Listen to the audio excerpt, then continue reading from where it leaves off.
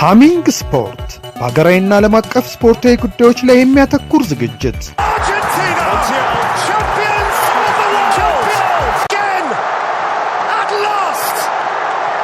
በሃሚንግ ስፖርት የስፖርት ዜናዎች፣ በተመረጡ ርዕሶች ላይ ውይይት፣ የእንግዳ ዝግጅት፣ የስፖርተኞች ግለ ታሪክና የሴቶችን እግር ኳስ በልዩ ሁኔታ ይዳስሳል።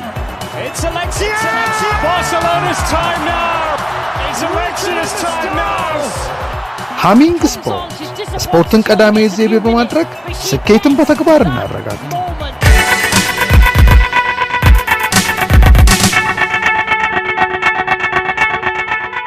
በአውሮፓ ቻምፒዮንስ ሊግ የግማሽ ፍጻሜ ጨዋታ ሲጠበቅ የነበረው የአርሰናልና የፒኤስጂ ጨዋታ በኤሚሬትስ ተከናውኖ ኦስማን ዴምቤሌ በአራተኛው ደቂቃ ባስቆጠረው ጎል ፒኤስጂ 1-0 አሸንፎ የመልስ ጨዋታውን እንግዲህ በካፕ ደ ፍራንስ ያደርጋል ማለት ነው። ያሳለፈው ሳምንት በአውሮፓ ሴቶች ቻምፒዮንስ ሊግ የግማሽ ፍጻሜ ጨዋታዎች ተደርገው ነበረ። በዚህም ደግሞ አርሰናልና ባርሴሎና ተጋጣሚዎቻቸውን አሸንፈው ባርሴሎና ቼልሲን፣ አርሰናል ሊዮንን አሸንፈው ለፍጻሜ መድረሳቸው ይታወሳል። በዚህ ሳምንት ደግሞ አርሰናል ከፒኤስጂ እንደዚሁም ደግሞ ባርሴሎና ከኢንተር ሚላን በሚያደርጉት ጨዋታ ለፍጻሜ የሚደርሰው ቡድን ይለያል ማለት ነው።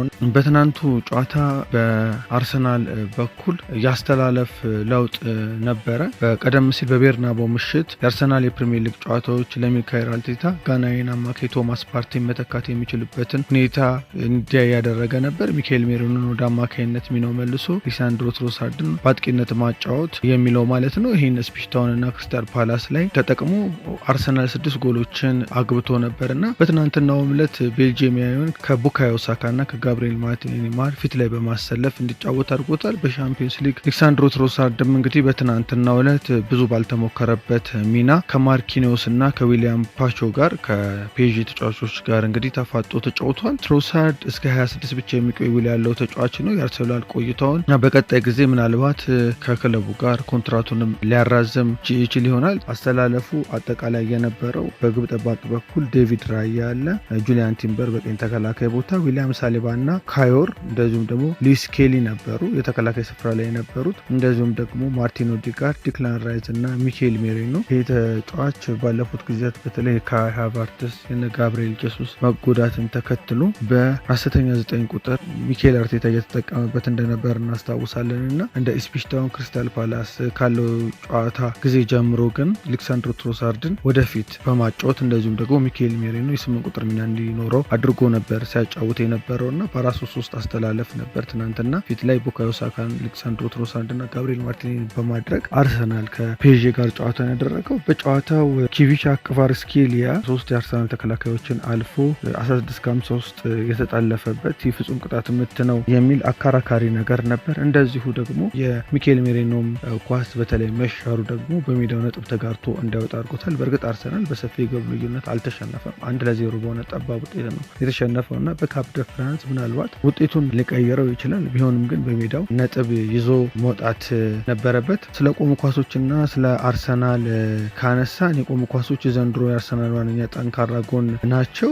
ብዙም ተብሎበታል። መድፈኞቹ ከ24-25 የመጀመሪያው አጋማሽ አስደማሚ የቆሙ ኳሶች ውጤታማነታቸው ቢቀዛቀዙ የቡካዮ ሳካ መመለስ ጥራት ያላቸው ተሻጋሪ ኳሶችን ብዛት መጨመሩ አይቀርም። የዲክላን ራይስ የቆመ ኳስ ብቃት ሪያል ማድሪድን ለመጣላቸው ቀዳሚ ምክንያት እንደነበርም አይተናል እና በትናንት ምሽቱ ጨዋታ የዛን ያህል ይሄን ነገር ግን ተጠቅሟል ለማለት አይቻልም። ፓሪስ ሳን ዠርሜን ዋነኛ ድክመትም የቆሙ ኳሶችን በመከላከል በኩል ሊሆን ይችላል ተብሎ ነበር። ነገር ግን ካደጋ አምልጧል ማለት ይቻላል። በዚህ ውድድር ዘመን በሊግ ፒኤስጂ 10 ጎሎች ከቆሙ ኳሶች ተቆጥሮባቸውም ስለነበር እንደገለጽኩትም እንደዚሁ የአየር ላይ ኳሶችን ከቁመታቸው አንጻር ለመከላከል በአርሰናል ተጫዋቾች ብልጫ ይወሰድባቸዋል ቢባልም ይህ አልሆነም እና በፈረንሳይ ሊግ ፒኤስጂ ከቆሙ ኳሶች በተደረጉባቸው ሙከራዎች 32.3% ጎሎች ይቆጠሩባቸው ነበረ። በተደረጉባቸው ሙከራዎች 6.2 ኤክስጂ ሲመዘገብ ይህ በሊጉ ከዝቅተኞቹ የሚመደብ ነው። ሆኖም ይህ በአጠቃላይ ከተመዘገበባቸው ኤክስጂ 21%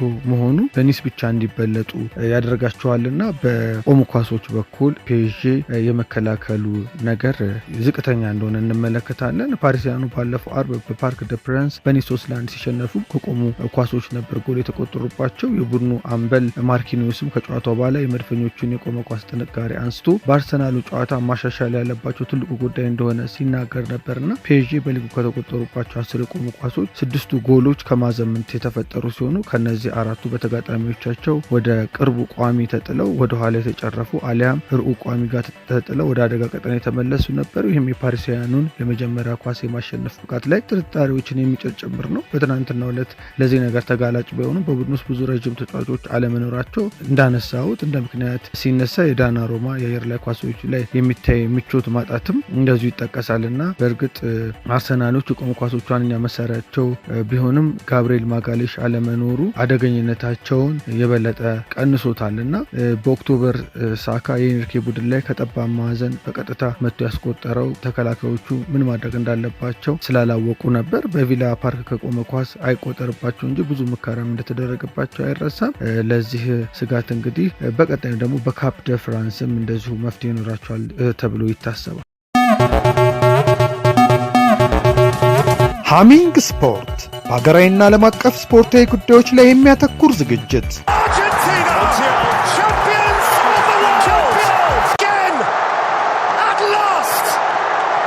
በሃሚንግ ስፖርት የስፖርት ዜናዎች፣ በተመረጡ ርዕሶች ላይ ውይይት፣ የእንግዳ ዝግጅት፣ የስፖርተኞች ግለ ታሪክና የሴቶችን እግር ኳስ በልዩ ሁኔታ ይዳስሳል።